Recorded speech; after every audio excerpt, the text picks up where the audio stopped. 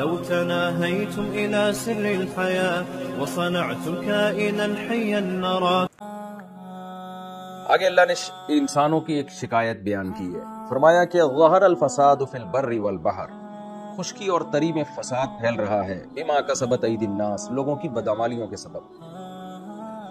دنیا میں جب بھی زلزلے طوفان آئیں تو ضروری نہیں ہے کہ لوگوں کی بدعمالی ہو، ایک نیچرل ہے طوفانوں کا آنا، زلزلے آنا. نیک لوگوں پہ بھی آئے. حضرت عمر رضی اللہ تعالیٰ عنہ کا دور سب سے بہترین دور تھا اس روئے زمین پر، لیکن قحط پڑا تھا. لیکن بہت دفعہ لوگوں کی بدعمالیوں کی وجہ سے بھی عذاب آتے ہیں. تو نبی صلی اللہ علیہ وسلم کو بتایا جا رہا ہے کہ دنیا میں چونکہ شرک پھیل چکا ہے، لہذا خشکی اور تری میں فساد پھیل رہے ہیں ان بدعمالیوں کی وجہ سے.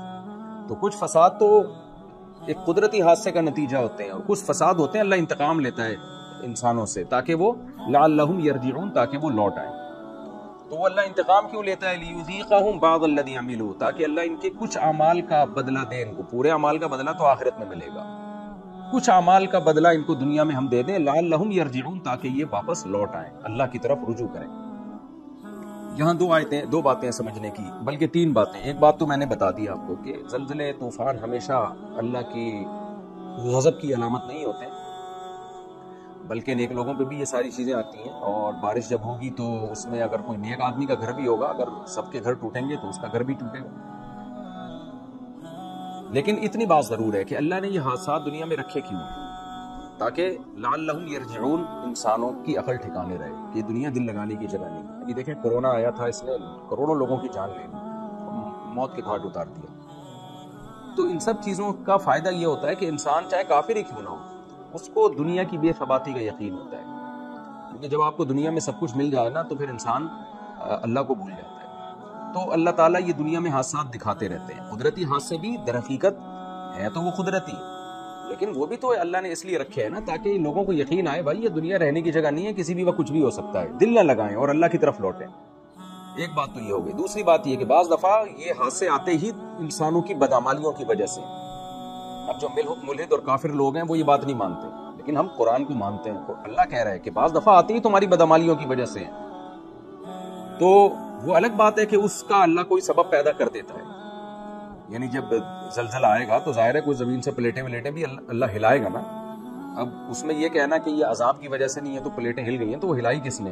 اس کا بھی تو سبب اللہ نے پیدا کیا ہے. تو کوئی بھی سبب ہو سکتا ہے اس کا، تو وہ بھی عقل مندوں کے لیے اللہ کی طرف رجوع کرنے کا یہ چیز بھی ذریعہ بنتی ہے. لعلہم یرجعون، تاکہ لوگ اللہ کی طرف لوٹیں. تو خوش قسمت لوگ لوٹ جاتے ہیں، بد قسمت لوگ انہی باتوں میں لگے رہتے ہیں کہ نیچرل ہے اور ہمیں کیا ضرورت، اور بالآخر دنیا سے ایک دن چلے جاتے ہیں اور پھر ان کو اپنی بدعمالیوں کا حساب پورا آخرت میں دینا پڑے گا. تیسری بات یہ کہ یہ جو بدعمالیاں ہیں نا، نبی صلی اللہ علیہ وسلم کی صحیح حدیث سے ثابت ہے کہ بدعمالیوں کے سبب میں جب دنیا میں عذاب آتا ہے تو نیک لوگ بھی اس عذاب میں پستے ہیں، لیکن آخرت میں اللہ ان نیک لوگوں کو الگ کر دے گا. کیونکہ دنیا دارالاسباب ہے.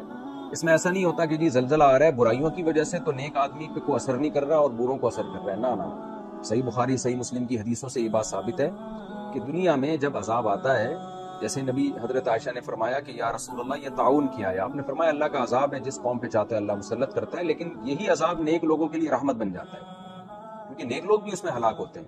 اس لیے آگے آپ نے فرمایا جو اس تعاون میں صبر کرے اور اپنا علاقہ چھوڑ کے نہ بھاگے تو اس کو شہادت کا اجر ملتا ہے.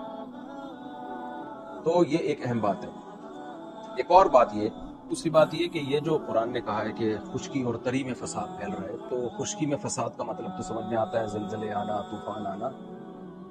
تری میں یعنی بحر سمندر کو کہتے ہیں. سمندر میں فساد کا کیا مطلب ہے؟ بعض علماء نے بیان کیا کہ یہاں سمندر سے مراد ہے جو سمندر کے قریب رہنے والے لوگ ہیں. دنیا میں زیادہ تر آبادی پہلے سمندروں کے قریب ہی رہا کرتی تھی. تو سمندر سے مراد عین سمندر نہیں ہے بلکہ سمندر کے قریب کی آبادی ہے.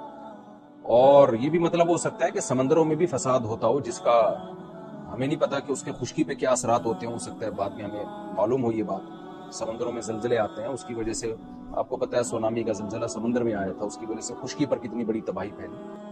یہ بھی ہو سکتا ہے. اور دوسری بات یہ بھی کہ ایک محاورہ ہے خشکی اور تری، یعنی ہر جگہ فساد پھیل رہا ہے انسان کی بدعمالیوں کے سبب. تو ہر جگہ کو اللہ نے تعبیر اس سے کیا کہ خشکی اور تری یعنی سمندروں اور خشکیوں میں فساد پھیل رہا ہے. جیسے کہ ہم بھی محاوروں میں کہتے ہیں کہ بحر و بر پہ فلاں کی حکومت ہے، مراد ہے ہر جگہ حکومت. آگے اللہ تعالیٰ فرماتے ہیں قُلْ سِیرُوا فِی الْأَرْضِ، اے نبی ان سے کہہ دیجئے چلو پھرو زمین میں، فانظروا پھر دیکھو کیف کان عاقبۃ الذین من قبل، دیکھو ان لوگوں کا انجام کیسا ہوا جو ان سے پہلے گزرے تھے. کان اکثرهم مشرکین، ان میں اکثر لوگ مشرک تھے تو ان کا انجام کیسا ہوا. فاقیم وجہک للدین القیم، پچھلے رکوع میں بھی یہی بات مضمون تھا کہ اے نبی آپ اپنا چہرہ سیدھا رکھیے دین اسلام کی طرف اور باقی تمام ادیان سے ہٹائیں، اور اسلام کے بارے میں بتایا کہ وہ فطرت ہے جس پر اللہ نے لوگوں کو پیدا کیا. تو اب اسی مضمون کو دوسرے انداز سے بیان کیا جا رہا ہے. للدین القیم، اس سیدھے دین کی طرف اپنا رخ پھیر کے رکھیں.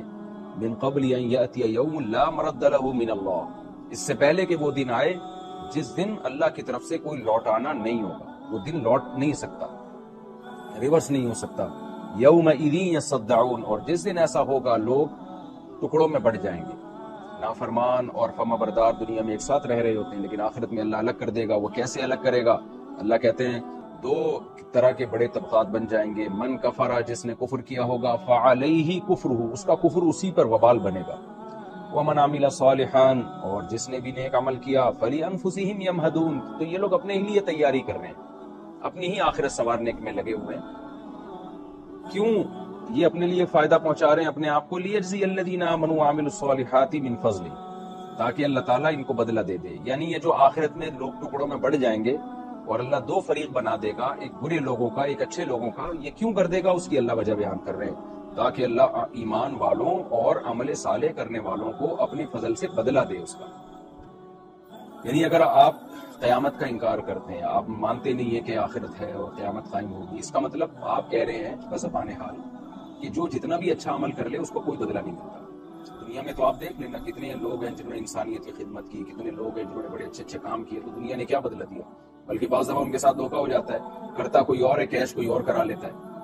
تو جب بھی دنیا میں کوئی اچھا کام ہوتا ہے فیک لوگ بھی آ جاتے ہیں، کہتے ہیں ہم نے کیا یہ. اور بعض دفعہ برائی کوئی اور کرتا ہے، سزا کسی اور کو ملتی ہے. تو دنیا میں انصاف نہیں ہے. تو اللہ کہتے ہیں میں نے اس لیے یہ آخرت کا دن رکھا ہے، لیجزی الذین آمنوا وعملوا الصالحات، تاکہ جو لوگ ایمان لائیں مجھ پر، نیک اعمال کریں، ان کو میرے فضل سے بدلہ تو ملے. انہ لا يحب الکافرین، اور اللہ کافروں کو پسند نہیں کرتا. یہ بات بھی تو ظاہر جب ہی ہوگی جب آخرت میں ان کو عذاب ملے گا. دنیا تو کافر کو پسند کرتی ہے، دنیا کو تو بس اس سے غرض ہے کہ کون ہمیں دنیا کما کے دے رہا ہے، کون سائنسی ترقی کا ذریعہ بن رہا ہے. چاہے وہ اللہ کو مانے نہ مانے، اس کے پیغمبروں کو مانے نہ مانے، زنا سے بچے نہ بچے، شراب سے بچے نہ بچے، یہ اس کا اپنا مسئلہ ہے. لیکن اللہ کہتے ہیں تمہارا مسئلہ ہے، یہ تمہاری سوچ ہے. میری سوچ کیا ہے؟ میرا جو ہے فطرت، جو میری صفت ہے وہ کیا ہے؟ انہ لا يحب الکافرین، جو میرا انکار کرتے ہیں میں ان سے محبت نہیں کرتا، میں ان کو سزا دوں گا. اس لیے آخرت آئی آتی ہے. پھر اللہ اپنی طرح بیان کرتا ہے. اتنی بڑی بڑی اللہ کی نشانیاں دیکھتے ہیں اور پھر بھی کفر کرتے ہیں، تو اللہ ان کافروں سے کیسے محبت کرے؟ اشکال ہوگا نا کہ اللہ تمہیں کیوں کافروں سے نفرت ہے جو تیرا انکار کرتے ہیں، تیرے پیغمبروں کا انکار کرتے ہیں؟ اللہ اس کی وجہ بیان کرتا ہے. اس کی نشانیاں دیکھ رہے ہیں، ایمان کیوں نہیں لے کر آتے اس پر؟ ہوا و حرص والا دل بدل دے، میرا غفلت میں ڈوبا دل بدل دے.